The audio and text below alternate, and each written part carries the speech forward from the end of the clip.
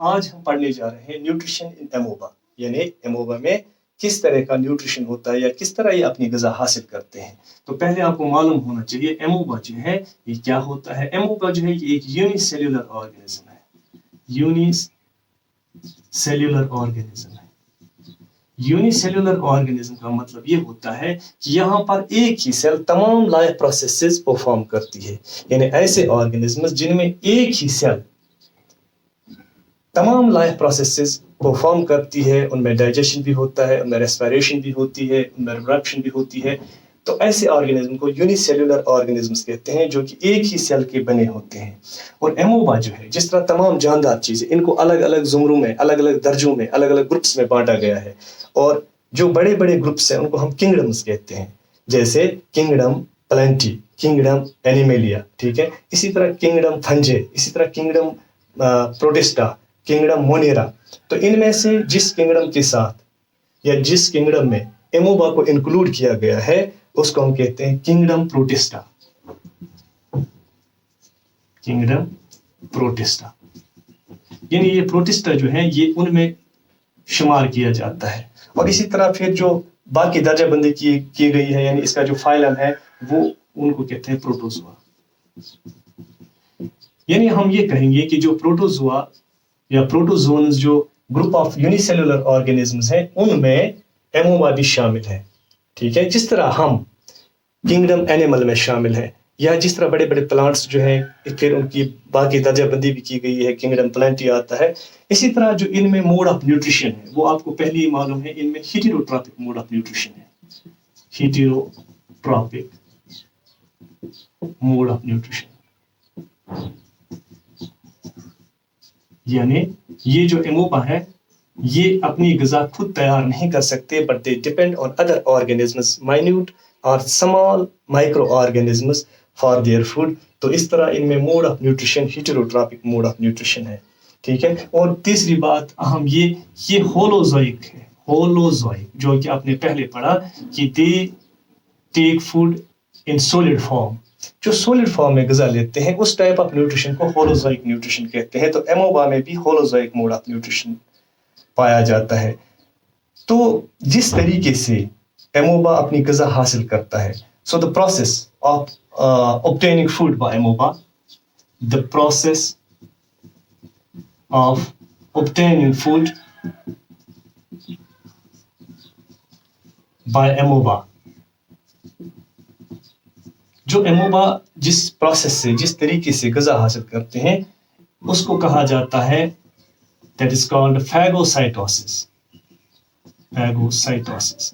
तो फैगोसाइटोसिस वो प्रोसेस है, वो अमल है जिसके जरिए एमोबा ग़िज़ा हासिल करते हैं, या दूसरे लफ्जों में एमोबा जिस तरीके से ग़िज़ा हासिल करते हैं, न्यूट्रिशन ले लेते हैं, उसको कहते हैं, स्पेशल टर्म उसके लिए ये है फैगोसाइटोसिस, ठीक है। अब हम पढ़ेंगे कि इस फैगोसाइटोसिस में जो डिफरेंट स्टेप्स इन्वॉल्व हैं इनके न्यूट्रिशन में, जिस तरह हमने हायर ऑर्गेनिज्म में पढ़ा कि डाइजेशन होती है, एसिमिलेशन होती है, एब्जॉर्प्शन होती है, ठीक है। तो इसी तरह यहाँ पे भी अलग अलग स्टेप्स में पढ़ेंगे कि किस तरह एमोबा में अलग अलग स्टेप्स में न्यूट्रिशन होता है, ठीक है। So the various steps involved in nutrition of amoeba are, सबसे पहला जो है वो है, जिस तरह हायर ऑर्गेनिज्म में है, इंजेस्शन।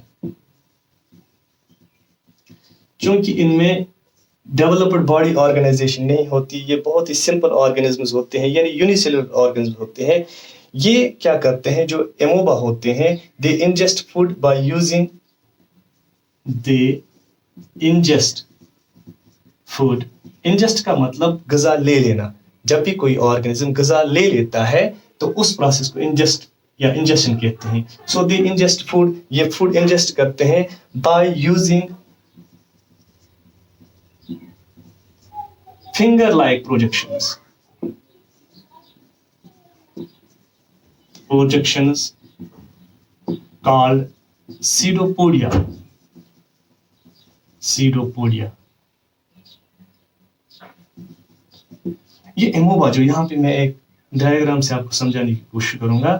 जो ये एमोबा होता है, इसका जो मेम्ब्रेन होता है, it turns into various foldings, इसमें बहुत सारी फोल्डिंग्स हो जाती हैं, और इन फोल्डिंग्स को ही हम कहते हैं सीडोपोडिया। सीडोपोडिया।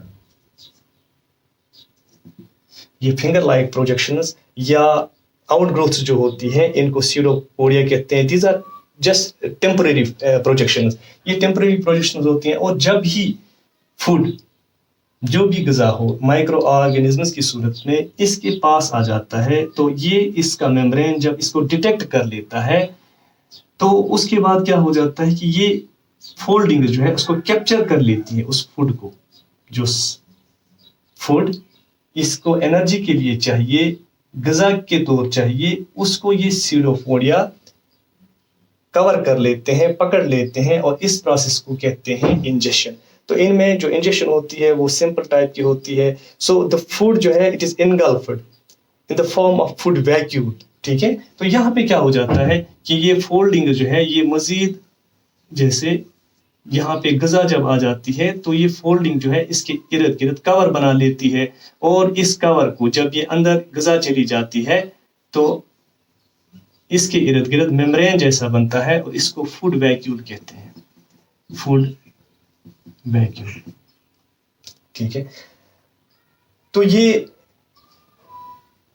वो प्रोसेस है जिसको इंजेक्शन कहते हैं। और उसके बाद जो ये फूड वैक्यूल बनता है इसको डाइजेस्ट किया जाता है, ठीक है, बॉडी में या इसकी सेल में। चूंकि यही इसकी बॉडी होती है, इसमें कुछ एंजाइम्स होते हैं जो इस फूड वैक्यूल पे एक्ट करते हैं, उस प्रोसेस को डाइजेशन कहते हैं। तो दूसरा स्टेप जो है वो डाइजेशन है।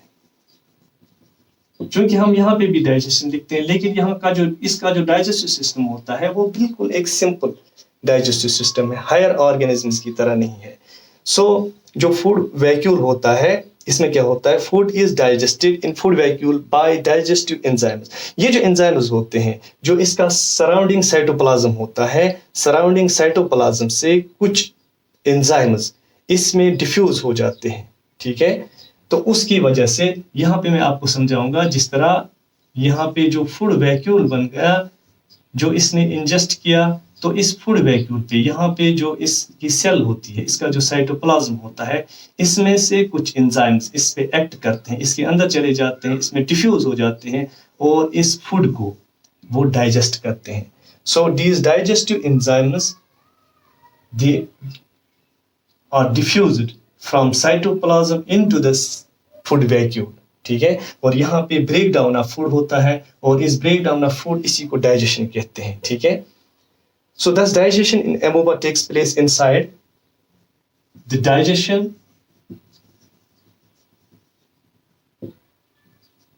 in amoeba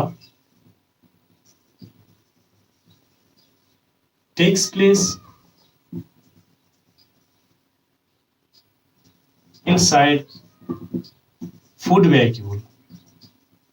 जो ये फूड वैक्यूल होता है इसी में इसकी डाइजेशन होती है by the action of enzymes। enzymes की एक्शन से diffused which are diffused, जो डिफ्यूजन के जरिए इसके अंदर चली जाए into it from cytoplasm। Cytoplasm से इस फूड वैक्यूल में एंजाइम्स चले जाते हैं और यहाँ पे डाइजेशन होती है। तो ये एक किस्म का इसका एक स्टोमक जैसा होता है, यानी इसका स्टोमक अब हम इसी को कहेंगे, क्योंकि ये फूड वैक्यूल जो है इसी में डाइजेशन होती है। तो ये फूड जो है इसमें एंजाइम्स की एक्शन से डिसॉल्व हो जाता है, ठीक है ना। तो उसके बाद जो तीसरा स्टेप है वो है एब्जॉर्प्शन। जिस तरह हमने हायर ऑर्गन पढ़ा, एब्जॉर्प्शन। अब जो ये डाइजेस्टेड फूड, जिस तरह हमने ये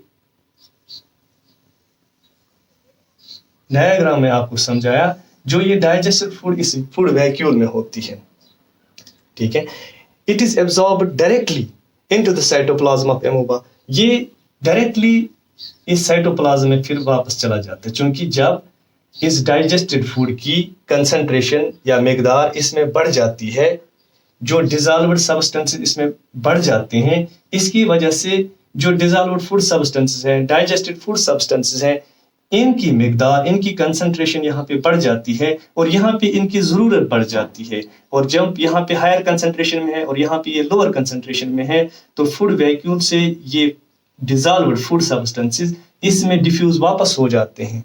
और इस प्रोसेस को, क्योंकि एक सिंपल प्रोसेस है, इसको डिफ्यूजन कहते हैं और इसी प्रोसेस को एब्जॉर्प्शन कहते हैं। ठीक है ना।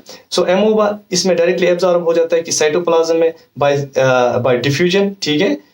सिंस जो एमोबा जो होता है, it consist of only one small cell, so it does not require blood system to carry digested food. इसमें जो डाइजेस्टेड फूड होता है, जिस तरह हमारी जो जिस्म में होता है, जितने भी हायर ऑर्गेनिज्म्स में है, उनमें जो फूड जब डाइजेस्ट हो जाता है तो उसके बाद एब्जॉर्प्शन के बाद ये फूड ब्लड में चला जाता है और ब्लड इसको कैरी कर लेता है। क्योंकि यहाँ पर ये सिस्टम नहीं होता, यानी सर्कुलेटरी सिस्टम नहीं होता है। सो जस्ट यहाँ पे क्या होता है, the digested food spreads out from the body vacuole और from the food vacuole into the digested food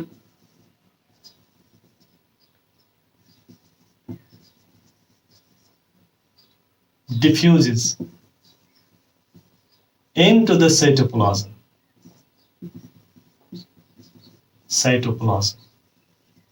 जो इसका साइटोप्लाज्म होता है, ये डायरेक्टली इसमें डिफ्यूज हो जाता है और उसमें स्प्रेड हो जाता है। ठीक है।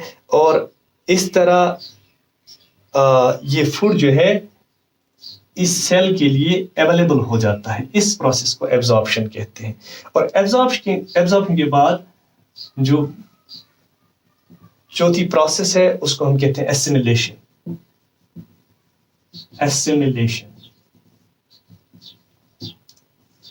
क्योंकि इसके लिए भी टर्म एसिमिलेशन ही इस्तेमाल की जाती है, या एब्जॉर्प्शन या डाइजेशन, जिस तरह हायर ऑर्गेनिज्म में होता है। लेकिन यहाँ पे जो एसिमिलेशन होती है वो सिंपल टाइप की होती है। यहाँ पे कोई कॉम्प्लेक्स प्रोसेस इसमें कार फरमा नहीं होती है। So the part of food absorbed in amoeba cell is used to obtain energy. जब भी ग़िज़ा से जो ग़िज़ा एब्जॉर्बेबल होती है, जिसको डाइजेशन के बाद जो फिर ये वो इस सेल में डिफ्यूज हो जाता है, तो ग़िज़ा कोई भी सेल या कोई भी ऑर्गेनिज्म इसलिए ले लेती है ताकि वो उसे एनर्जी हासिल करे। ठीक है। तो ये सेल जो है इट डिसॉल्व्ड फूड, जो डिसॉल्व्ड फूड होता है, यानी एब्जॉर्प्शन के बाद जो डिसॉल्व्ड फूड होता है, is utilized by the cell to release energy. क्योंकि इसको ग़िज़ा एनर्जी के लिए चाहिए, तो वहां पे ये ग़िज़ा जो है it is utilized to obtain energy by the process of respiration. क्योंकि यहाँ पे सेल में ही रेस्पिरेशन होती है by the process of respiration, या जिसको हम ऑक्सीडेशन भी कहते हैं। तो ऑक्सीडेशन ऑफ फूड जो इसकी सेल में होती है, उस प्रोसेस के जरिए एनर्जी रिलीज होती है। एनर्जी जो रिलीज होती है that is in the form of ATP, adenosine triphosphate. ये एनर्जी करेंसी है जानदार चीजों के लिए। तो ये एनर्जी जो है ये लिबरेट होती है और फिर यही एनर्जी यूटिलाइज होती है किसके लिए, सेल की ग्रोथ के लिए। ठीक है। और सेल डिवीजन के लिए, क्योंकि ये अपने असल को सेल डिवीजन से बढ़ाते हैं। जो ये एमोबा होते हैं ये सेल डिवाइड हो जाती है और अपनी जैसी दूसरी सेल बनाती है, लेकिन उसके लिए भी एनर्जी चाहिए। वो एनर्जी जो है वो इसी ग़िज़ा से हासिल करती है। और इस प्रोसेस को क्या कहते हैं, इसको एसिमिलेशन कहते हैं। और इस प्रोसेस के दौरान इसकी ग्रोथ होती है, इसकी डेवलपमेंट होती है, ये मैच्योर हो जाता है। उसके बाद ये डिवाइड हो जाता है टू प्रोड्यूस डॉटर सेल्स, दूसरी सेल्स ये तैयार कर लेता है अपनी जैसे। ठीक है। उसके बाद जो अनडाइजेस्टेड फूड, कुछ पार्ट जो होता है फूड वैक्यूल में, दैट रिमेन्स अनडाइजेस्टेड। ठीक है। तो उसके लिए जो प्रोसेस है उसको कहते हैं egestion. So egestion is the process by which organisms remove undigested food. जो अनडाइजेस्टेड फूड या बाकी जो फूड्स होते हैं उनको बॉडी बाहर कर देती है, उस प्रोसेस को इजेशन कहते हैं। सो जो अनडाइजेस्टेड फूड एमोबा के इनसाइड कलेक्ट होता है, वहां पे क्या होता है कि जो ये सेल होती है, एमोबा की जो सेल होती है, ये रप्चर हो जाती है, ब्रेक हो जाती है कहीं पर भी, ठीक है। इसके लिए कोई स्पेसिफिक पोजीशन नहीं है। यानी अनडाइजेस्टेड फूड को रिमूव करने के लिए जो एमोबा होता है, इसमें कोई खास पार्ट इन्वॉल्व नहीं होता या ये किसी खास जगह से रिलीज नहीं होता, बल्कि any part of the membrane breaks, इस मेम्ब्रेन का कोई एक पार्ट ब्रेक हो जाता है and releases the contents. Contents का मतलब यहाँ पे ये है जो अनडाइजेस्टेड फूड होता है वो बाहर आ जाता है। इस प्रोसेस को, इस रिमूवल ऑफ अनडाइजेस्टेड फूड, इसको कहते हैं इंजेशन, ठीक है ना। So amoeba has no fixed place for removing the undigested food, ठीक। तो when this undigested food accumulates in cell, जब ये सेल में एक्यूमुलेट हो जाता है, सेल मेम्ब्रेन जो है इट सडनली ब्रेक्स और ruptures. The removal of undigested food from the cell, उसको हम इजेशन कहते हैं। और मैंने पहले ही बताया कि इजेशन में जो सेल मेम्ब्रेन होता है, इसका सेल मेम्ब्रेन ये ब्रेक हो जाता है, इट ब्रेक्स। जब ये ब्रेक हो जाता है और रप्चर्स, रप्चर का मतलब फट जाना, तो जब ये फट जाता है तो इसमें से जो अनडाइजेस्टेड फूड बाहर निकलता है और इस प्रोसेस को इजेशन कहते हैं। तो ये एक सिंपल प्रोसेस है जो इन स्मॉल जो माइक्रो ऑर्गेनिजम्स हैं, इसी तरह जो और एक ऑर्गेनिज्म है स्मॉल ऑर्गेनिज्म, उसको हम पैरामीशियम कहते हैं, उसमें भी इसी टाइप का न्यूट्रिशन होता है और उसमें भी ऐसे स्टेप्स होते हैं, ठीक है। तो आपको ये अच्छी तरह समझ आ गया होगा। अब हम पढ़ेंगे इसके बाद डाइजेशन इन ह्यूमन बीइंग्स, ठीक है।